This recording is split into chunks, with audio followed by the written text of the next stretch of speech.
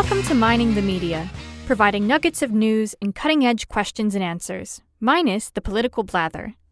Here are your hosts, G.K. Allen and Dave Jeffers. Hey everybody, welcome back to Mining the Media, our podcast. I'm Dave Jeffers, the producer and co-host. That's G.K. Allen, the creator and co-host. And I was going to say we've been gone for a little over a week, but actually G.K.'s been there the whole time pretty much. I'm the one that's been gone. Took my beautiful bride up to see her brother and her family up in Indiana. And then our way home, since we were going through Nashville anyway, we decided we'd stop for a few days and go to the Southern Baptist Convention meeting, the annual meeting they have. Our church was allowed 3 messengers, which was my pastor, his wife, and our associate pastor. So Karen and I went as guests, which was fine because it took me about 30 minutes of being in on that floor. It reminded me of Republican conventions. And I just, after about 30 minutes listening to things, and what really struck me was all the bigwigs up on the stage reminded me of the establishmentarians in the Republican Party. What are you talking about, religious rhinos? More like blue bloods. Okay. And you could call them rhinos, or we call them CINOs, Christians in name only. I don't want to go that far. But what we saw was royalty in the faith. We saw unfair usage of parliamentarian Robert's Rules tactics. We saw President J.D. Greer, J.D. Greer reminded me of Mitt Romney. Slick, well-versed, well-liked, likable, I guess you'd say, but agenda-driven, and some of the things he pulled were, I mean, he's no longer the president, but a lot of the things that he pulled, these people were defending territory to the death with smiles on their face and praising God the whole time. And it was somewhat upsetting. I think we need to get Rod Martin back on against what the main fight was this time of the Southern Baptist Convention. And that was Resolution 9, which was passed at the 2019 convention in Birmingham. And basically what it does is says, we're going to use critical race theory as a tool for racial reconciliation. But in the same breath, they tell you that we know it's been hijacked and that it's trying to represent worldviews that are opposed to biblical teachings. It reminds me of the double-minded man that James spoke of in his epistle. They're either naive or they really do not know what critical race theory is to say they want to use it as a tool. And this is what they're saying.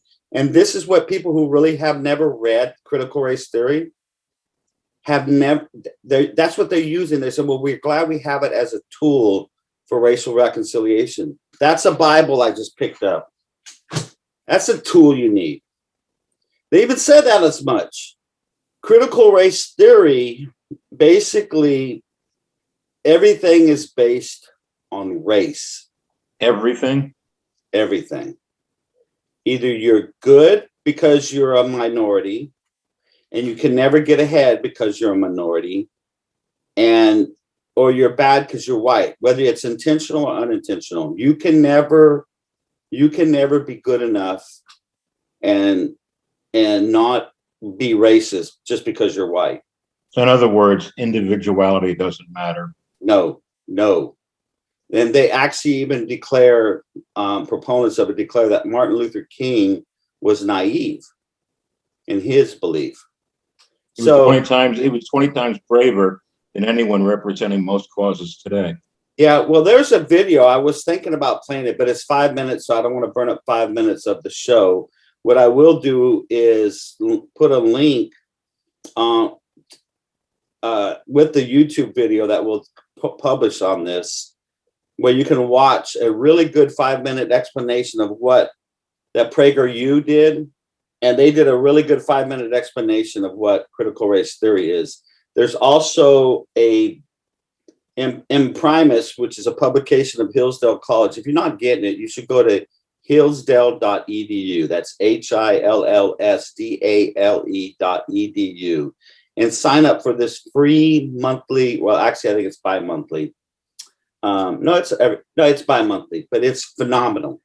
The critical race theory is insidious because it masquerades itself from what it actually is. It's not what it claims to be.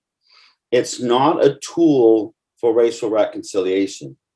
It's a masquerade for socialism, for Marxism. And when you read this article, why the individual is squashed, because Marxism doesn't like free thought and freedom. Exactly. And so when you read the article from Imprimis, he says they realized that the leftists, the Marxists in America, realized by seeing how bad Marxism failed in Europe, that they could never sell it to the American people. And you can't sell open Marxism, because we as a people believed in the pursuit of the American dream. You can't sell that. You can't sell Marxism to people who believe that.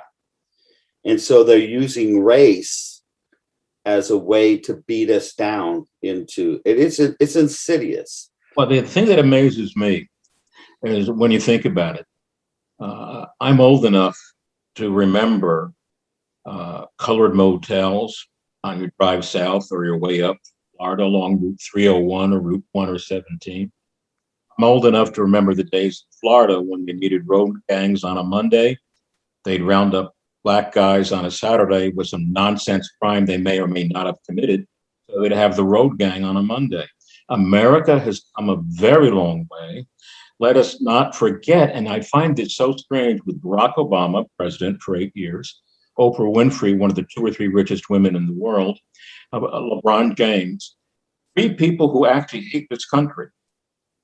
This country made them multi-zillionaires that they are, yet they hate the country that gave them all this. And I've said this on an earlier program, Dave.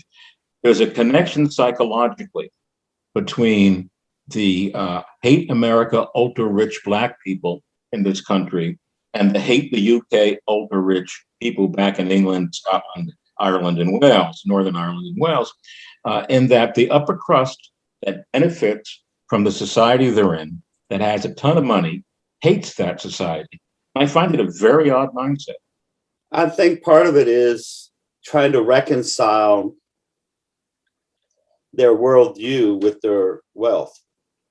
And that's a difficult thing to do if you're from Martha's Vineyard. Yeah, but when your worldview is steeped in Marxism and socialism, communism, they call it community, and you're super rich, you can't reconcile it. So they might make the connection, but they can't break themselves free of the bondage of their worldview. It all comes down to worldview. Well, part of it too is I don't know who said it originally. It's said for generations, but man is not the rational animal. Man is the rationalizing animal. Big difference. Yeah.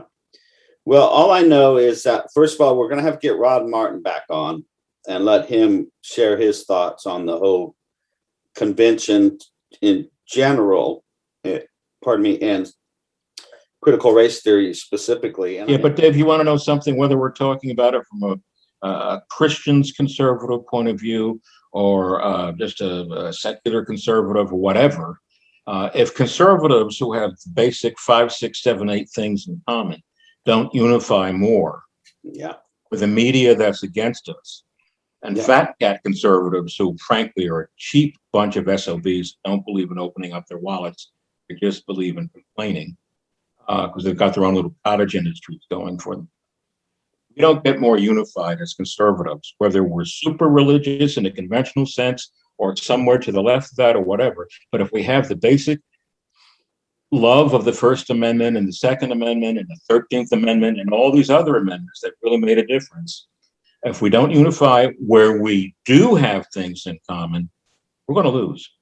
And if we don't control more of the media, and we're beginning to chip away at the media, because some people in the media are beginning to realize, especially when it comes to science and medicine, Yeah. Very dangerous the way the media hated Donald Trump so much that they allowed truth about COVID.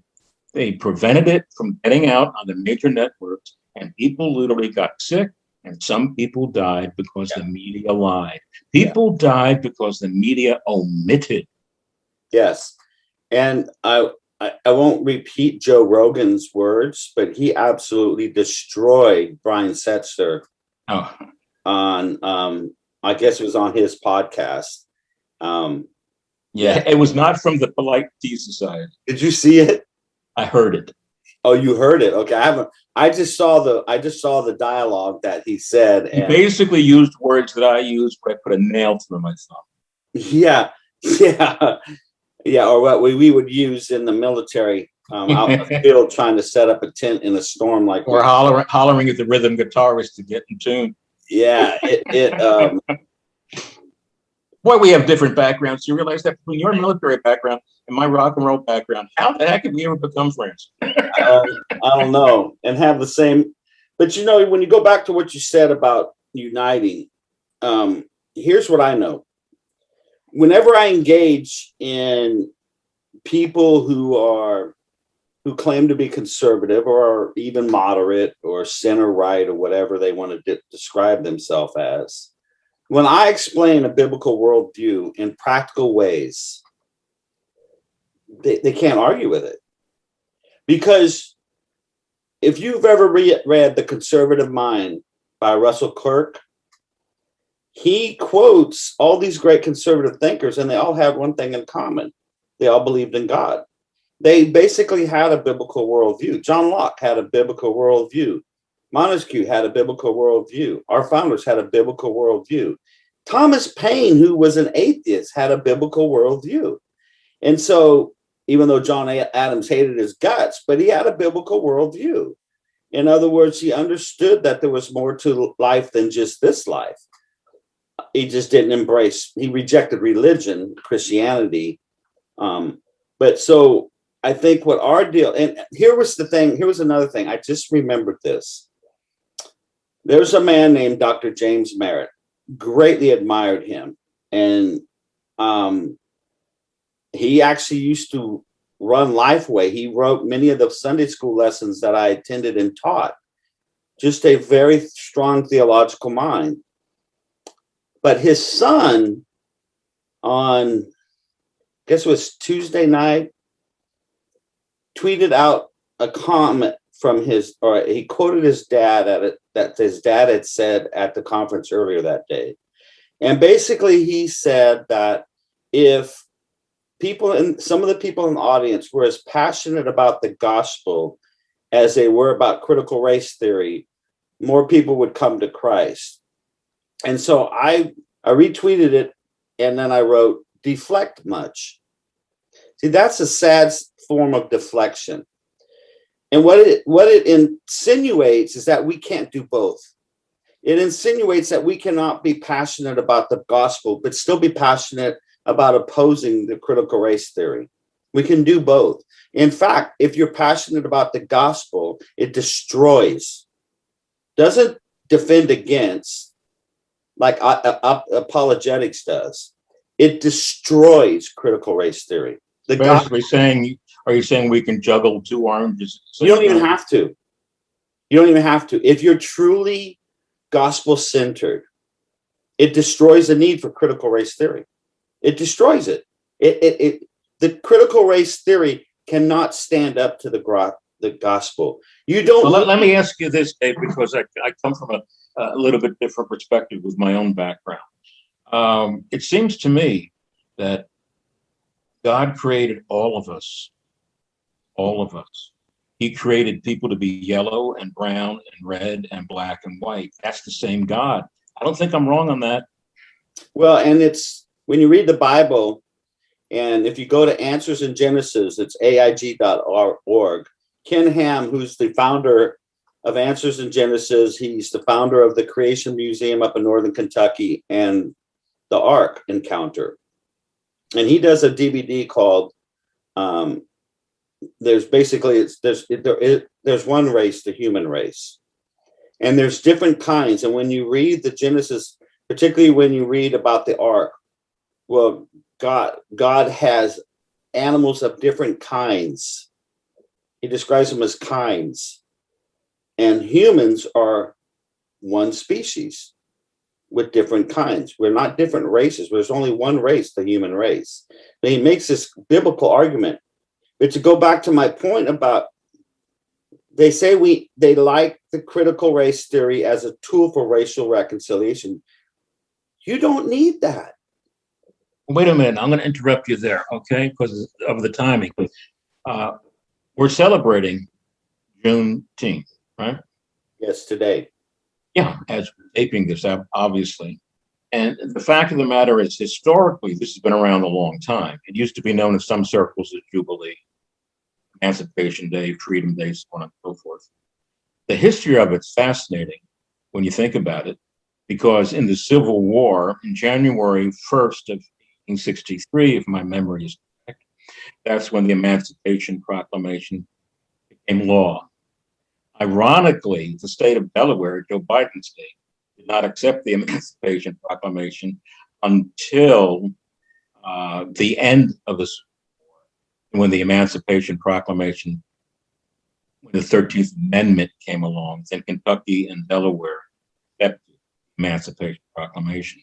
In Texas, it took a long time, the Emancipation Proclamation, due to the war, due to the fact we didn't have the internet, telephones. It took longer to get news around.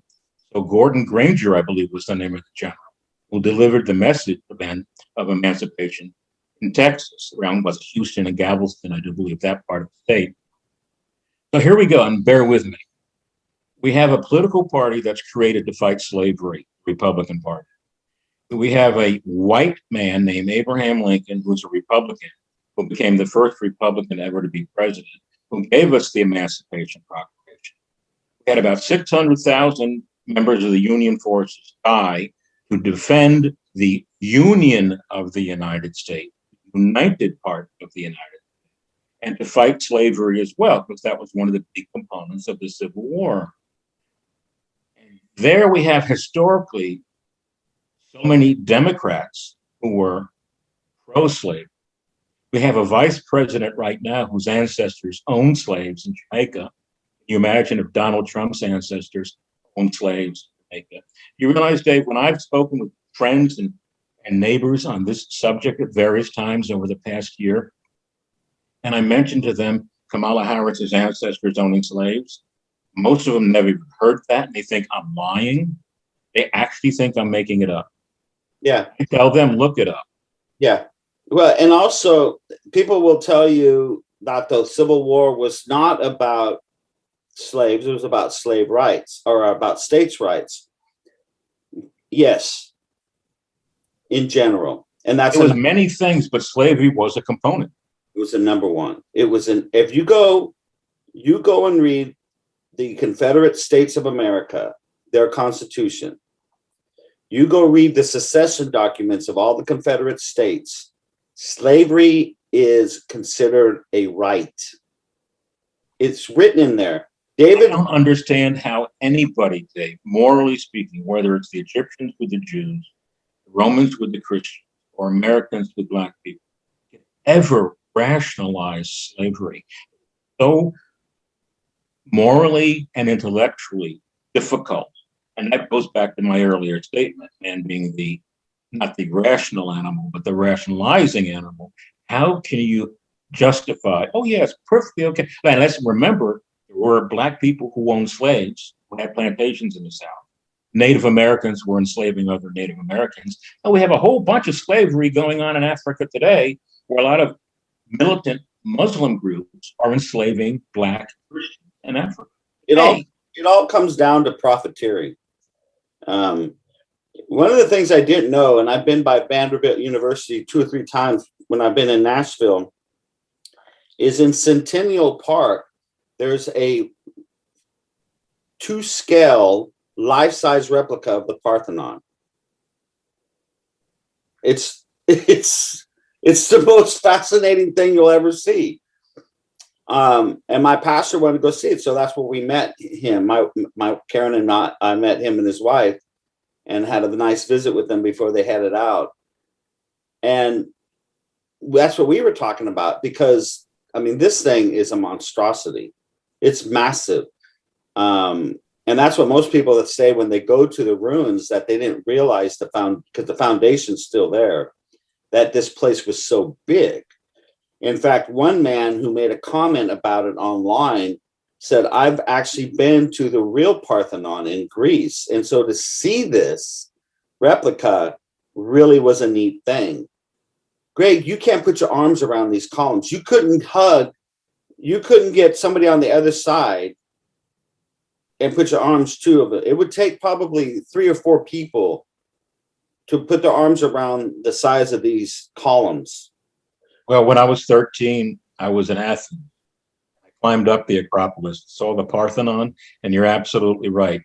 Certain things I've seen from a visual perspective, I can see almost like I had a videotape in my brain, if you know what I mean.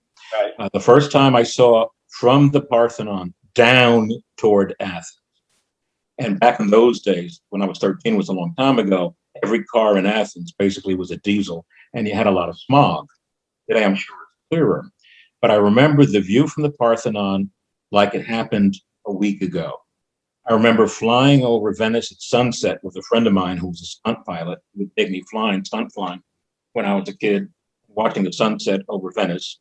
I remember seeing whales behind the ship I was on, off the Orkney Islands, following the ship.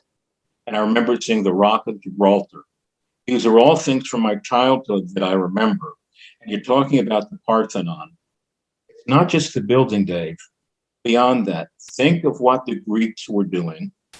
Think of, without computers, what the Egyptians and the Romans and the Greeks were able to build. When you go and you see Westminster Abbey in England, or any of the cathedrals in France, or churches in England, some of these people were so amazing. No electricity and no computers. They built things that are still here thousands of years later. Yes, and I do. But what kind of labor did they use to get that? Yeah, union. It goes back to that. And when you think about, because it's like a little museum. They showed some of the technology that they used to wheel these things up and to get those up. I'm telling you. Well, some people think the Egyptian pyramids were built by space aliens. Yeah. Well, that's a nice denial. But and here's the other thing: the Parthenon has a a Nebuchadnezzar statue size of Athena. And in the middle of her chest is Medusa. On her big shield is Medusa. I mean, this is paganism on display, unbridled. And it is the epitome of paganism. And which I found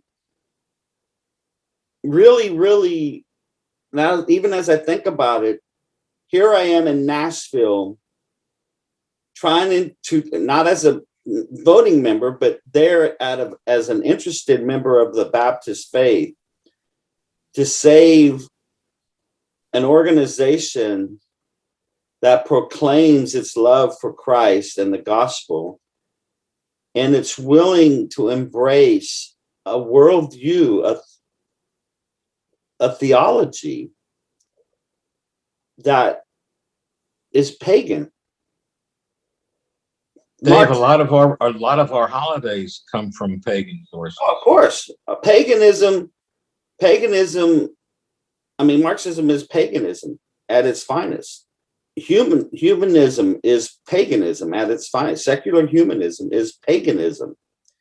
And so it was kind of weird that here we are in the middle of this huge city that's, I think it's confused. I think it's one of the most confused cities in America. It's in the heart of the South, but it's got very liberal politicians running the city. It's going through the same thing Austin, Texas is going through. Yeah, that's probably a good, I don't think it's as bad yet, but it's a good comparison. And then to see that pagan temple in the middle of the city, not far from one of the greatest universities, renowned universities in America, Vanderbilt. Terrible football team, great school. Yeah, good baseball team though. They produce good doctors. Their medical school is exceptional. Which one of our former guests, Steve Dace, wrote his awesome book with Todd Erzin, Faucian Bargain. And chapter 10 is called The Branch Covidians. You want to talk about some Branch Covidians? We were driving to get to the park. So you have to go when you go around Vanderbilt, it's near Vanderbilt. 3 students. It's 90 degrees, bro. It's wicked hot, Tennessee. And humid. Yeah. Out in the open, in the sunshine, crossing the street, wearing masks. I was leaving the local Publix market 2 days ago, and there was this guy on his bicycle, nothing around him whatsoever. It was early in the morning. He's on a bike alone, nothing there at all. 1 or 2 cars on the road, that's it, with a mask on. And I'm thinking, buddy, seriously, connect with reality. In certain circumstances, I do believe the mask made a difference. I'm not going to say it didn't, but I think by and large, it's become more of a thing of mind control. And let's see who can be the little lockstep robot and who can actually still think for themselves. In certain circumstances, I can understand them wearing it. As we go back into time, we can realize, well, we should have done this more or done this less. That's the nature of the beast. And here's the bottom line on that, Dave, and I know I'm getting sidetracked to an extent, kind of winging it right now. In all of this, I still don't hear anybody outside of conservative media saying all the lives that were saved and all the people that did not get it as bad as they could have. I don't hear many people ever saying, thank you, Donald Trump. Because without Trump's business knowledge of getting things done, there'd still be a commission on a commission on a commission working on the problem rather than solving the problem. The scientists have admitted that they kept information from us because they did not want to align with Donald Trump. Isn't that, but in other words, people died because they didn't like, people died because they didn't like someone's personality. They put personality over policy. That's scary. No, it's evil. It's not scary. Yeah, it is. People died because of the folks in the medical establishment and in the media. If we want to make a difference, honestly, those scientists should be called evil people, publicly shamed, scorned, and I would sue the hell out of them if I was a survivor who lost a family member because they couldn't get the right medicine. Well, supposed to in the days of polio, my mom had polio as a kid, and when I was young, there was still polio. And along comes Jonas Salk, thank you very much, and we get the vaccine. But can you imagine if Eisenhower and the scientists of the day washed the polio vaccine and sat on it, and the media sat on it because they wouldn't like Eisenhower? Because that's basically what it's all about. And again, to make a difference, to stop this, they have to be publicly shamed. They have to be called to account. They have to be called. What they did was evil. It's inexcusable. Wait a minute now. Don't doctors say right from jump, first do no harm?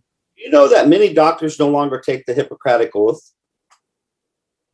It's not required anymore. You know why? Abortion.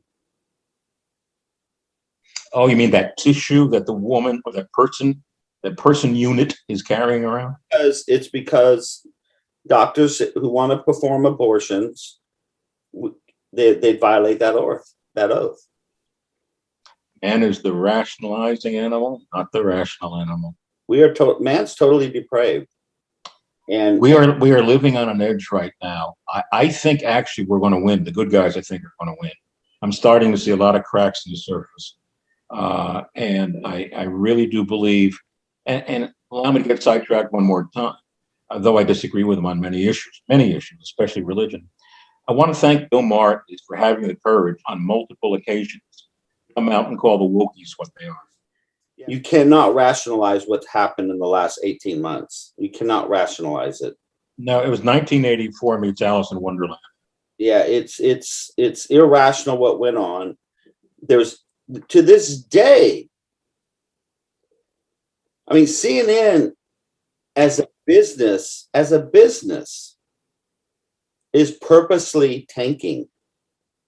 The ratings, I forget, I think her last name is Wallace. I don't follow CNN much, but her ratings apparently are down 80%. Her last name's Wallace. Their whole show is, the whole network is. They know this. And Tucker Carlson has got numbers galore. Right. They know they're tanking. They know the reason they're tanking. But they're not there to make money. But they're there to be there. But they're not going to be able to be there anymore. Ted Turner's not there anymore to bail them out. Well, look, I was on CNN many years ago when Turner still ran it. And I was on a segment because I was in the music business. I was on as a music critic. And the other guests were Tipper Gore and Frank Zappa. And CNN back then, I had respect for because they had shows where a conservative and Cal Thomas, for example, and others were on CNN. And Glenn Beck at one point, if memory serves, was on CNN, right, so on and so forth. And I respect, look, okay, Turner's liberal. He owns a lot of Montana. Good for him. But the fact of the matter is CNN went from being leftist-based but relatively fair because they did get quality people from the opposite side of the aisle on a regular basis. And now they're nothing more than verbal disturbers. They're not a news organization. They're propaganda ministers for the DNC and the socialists. You know, Dave, what part of the problem is? Our religious leaders of all major faiths and our political leaders of all major stripes, to a great extent, are too silent or they're too busy nitpicking each other to death when they should be nitpicking the guys who are really causing the problems in the street. Yeah, and I don't think, and go back where we are, our heart and soul of this show is the First Amendment. I believe in that more than any other thing in this country. You know what? Every pulpit should. Every pulpit across America should, because the Supreme Court just put out rulings that did not defend the First Amendment to the point that it should have. And if pulpits don't scream out, if politicians don't scream out about it, then we're going to lose the republic. And we actually, one of the ladies I know, she talked about we're losing the republic. I said, we actually started losing the republic when the 16th and 17th Amendments were passed. The 17th Amendment was a purposeful coup d'etat of the Constitution. It was a constitutional coup d'etat. There's no such thing as states' rights anymore. Really not. What can a state do if it doesn't agree with something the feds are doing? What's the one thing they can do? Well, they can go to court if they want to take action, or they can just not do anything and refuse and pass their own law and say, okay, feds, now we're at war. But when we had, prior to the 17th Amendment, the states had the Senate.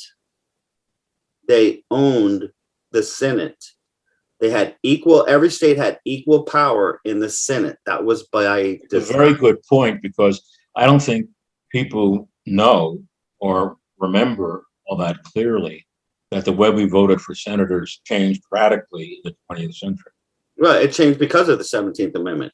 Yeah. I wrote a pamphlet 10 years ago called Repealing the 17th Amendment. It's 99 cents on Amazon. Everybody go buy a copy, because it will tell you what happened. And what's really sad is 3 of the 4 smaller states of the Union who would have never, as in ever, ratified the Constitution without the powers of the Senate. 3 of those states, I believe one of them was Delaware, ratified the 17th Amendment. Would those states be Rhode Island, Connecticut, Delaware, New Jersey? It was 3 of those 4. I don't remember which 3 of the 4.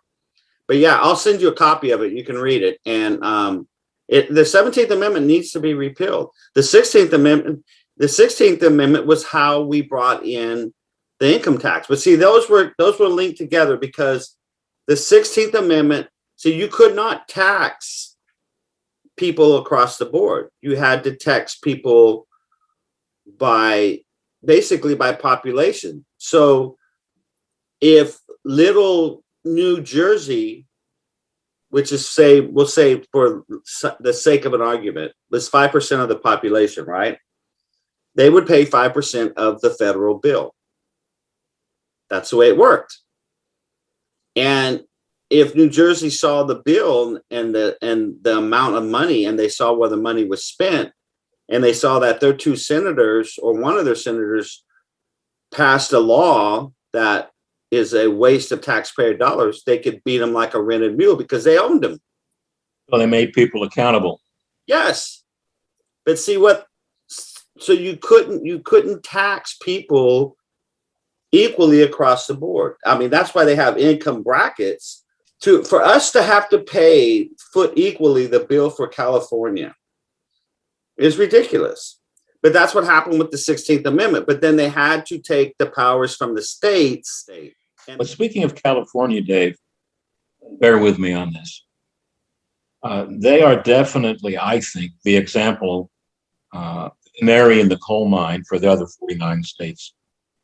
You have an example of work. I'm something of an environmentalist, but I think it has to be intelligent, be proven this works and this doesn't. But in California, in the way they don't trim forests, and the way they don't handle water, when they talk about everybody having an electric car, which is impossible because right now they have blackouts and brownouts as is. They don't have the power grid to supply the electric cars with the electric.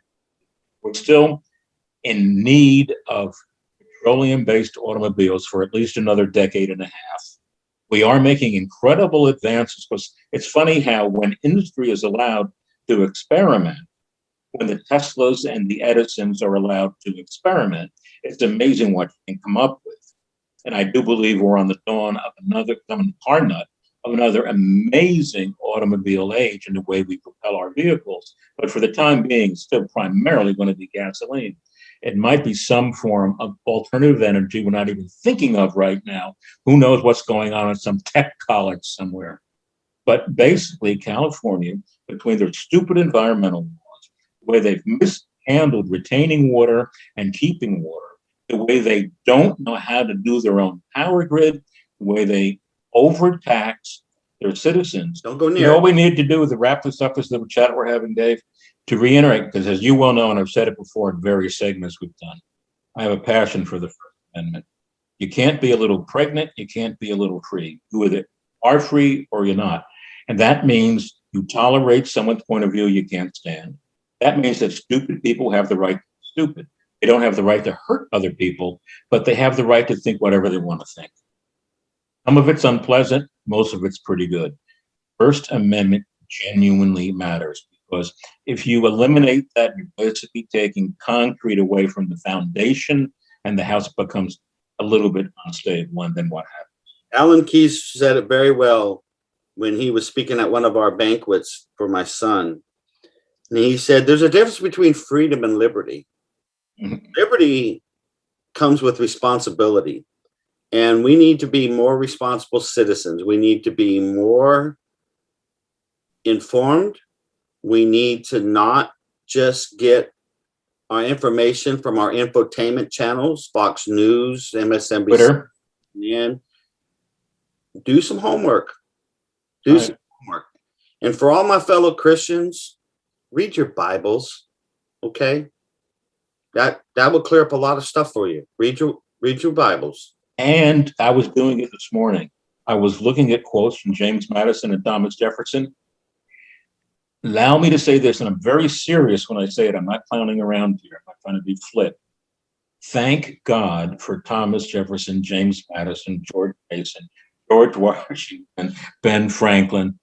If we didn't have those kind of people, can you imagine a world today with Nancy Pelosi and Chuck Schumer and Ryan and all these rhinos trying to create a country? If those people were around trying to create a country, there wouldn't have been a country.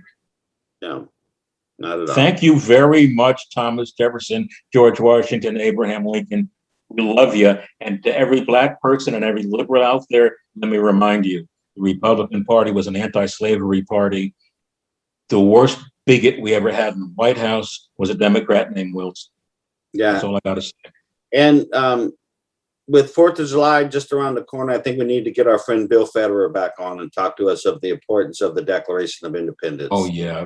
David McCullough and Bill Federer and Thomas Fleming are my 3 favorite historians. Yeah, we need to get Bill back. Brother Bill, I'll email him and say, hey, man, we want you to come on 4th of July weekend and inform the world why the Declaration of Independence matters more today than it did when it was signed. All right, folks, that's going to do it for this show. Thanks for hanging in with us. Be sure, if you haven't already done it, to subscribe. Go to our website, miningthemedia.com. I got subscribed to iTunes, Stitcher, YouTube, Rumble. So subscribe to all of them. Share with everybody. Get people, remember, frangelism, friends, relatives, associates, neighbors. GK's about to take off. There's his ride. I'm going back to my planet. Until next time, folks, defend that First Amendment, get to understand what it means. We'll catch you next time. Take care. Bye.